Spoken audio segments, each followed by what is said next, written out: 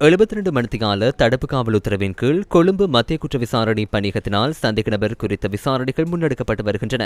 நாட்டிலிருந்து தப்பி சென்று துபாயில் தலைமறைவாகியிருந்த ஷிரான் பாசிக் அங்கு கைது செய்யப்பட்டு இலங்கைக்கு நாடு கடத்தப்பட்டார்.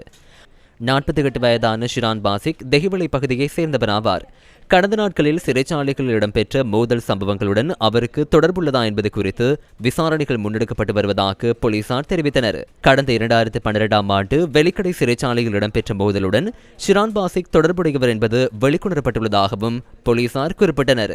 2024 மார்ச் 14 அன்று வழக்கொன்றிலிருந்து முகமது ஷிரான் பாசிக் கொழும்பு மேல் நீதிமன்றத்தினால் விடுவித்து விடுதலை செய்யப்பட்டார். போலீஸ் போதைப்பொருள் ஒழிப்பு பணியகத்தின் அதிகாரிகள் அளித்த சாட்சியங்களில் இருந்த வலுவான முரண்பாடுகளை கருத்தில் கொண்டு மேல் நீதிமன்ற நீதிபதி மஞ்சுள திலகரத்ன இந்த உத்தரவை பிறப்பித்தார்.